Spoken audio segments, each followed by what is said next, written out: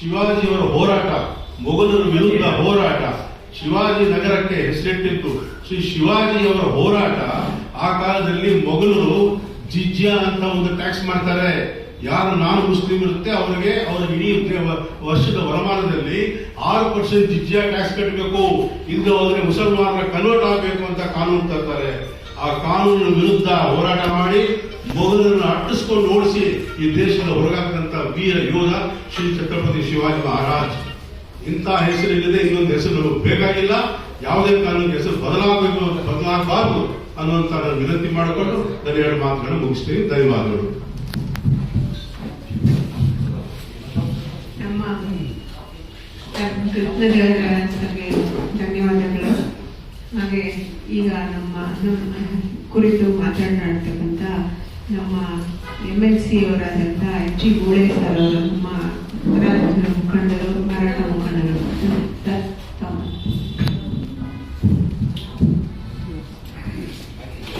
ಎಲ್ಲ ಮಾತಾಡ್ತೀವಿ. ನಮಸ್ಕಾರ. ಏನು 4 ದಿನ ಹಿಂದುಗಡೆ ಪ್ರಪೋಸಲ್ ಆಗಿದೆ, ಭಾಳ ದೊಡ್ಡ ಆತಂಕ ಆಗಿದೆ.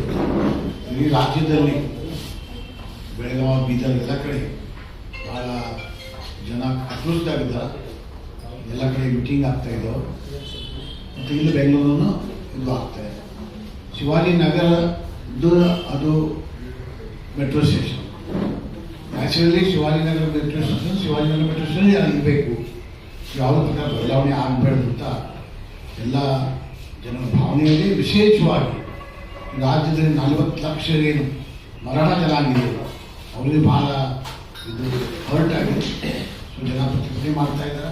ಸೊ ನಾವು ಮುಖ್ಯಮಂತ್ರಿ ಈಗ ಬೆಂಗಳೂರು ಮಂತ್ರಿ ಆದಂಥ ಡೆಪ್ಯೂಟಿ CM ಅವರಿಗೆ ಮನವಿ ಮಾಡ್ತೀವಿ, ಪ್ರಪೋಸಲ್ ಡ್ರಾಪ್ ಮಾಡಬೇಕು ಮತ್ತು ಅಲ್ಲಿ ಹೆಸರು ಕೊಡಬೇಕಾದ್ರೆ ಛತ್ರಪತಿ ಶಿವಾಜಿ ಮೆಟ್ರೋ ಸ್ಟೇಷನ್ ಕೊಡಬೇಕಂತ ವಿನಂತಿ ಮಾಡ್ತೀವಿ. ಈ ಕುರಿತು ನಾ ಈ ಮುಂಜಾನೆ DK ಶಿವಕುಮಾರ್ ಅವರು ಭೇಟಿಯಾಗೀನಿ, ಲೆಟರ್ ಕೊಟ್ಟಿದ್ದೀನಿ.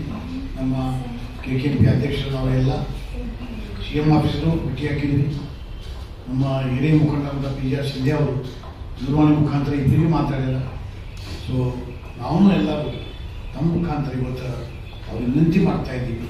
ಈ ಪ್ರಪೋಸಲ್ ಏನಿದೆ, ಯಾವುದೋ ಬೇರೆ ಹೆಸರು ಶೆಡ್ ಲಿಸ್ಟು ಅದೆಲ್ಲ ಡ್ರಾಪ್ ಮಾಡಿ ಛತ್ರಪತಿ ಶಿವಾಜಿ ಮಹಾರಾಜ ಇದು ಮೆಟ್ರೋ ಸ್ಟೇಷನ್ ಅಂತ ನಾಮಕರಣ ಮಾಡಬೇಕಂತ ತಮ್ಮ ಮುಖಾಂತರ ಗೌರ್ಮೆಂಟ್ಗೆ ವಿನಂತಿ ಮಾಡ್ತಾ ಇದ್ದೀವಿ.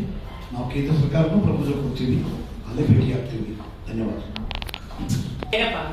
Shivajinagar bus stand, Shivajinagar railway ನಿಲ್ದಾಣ,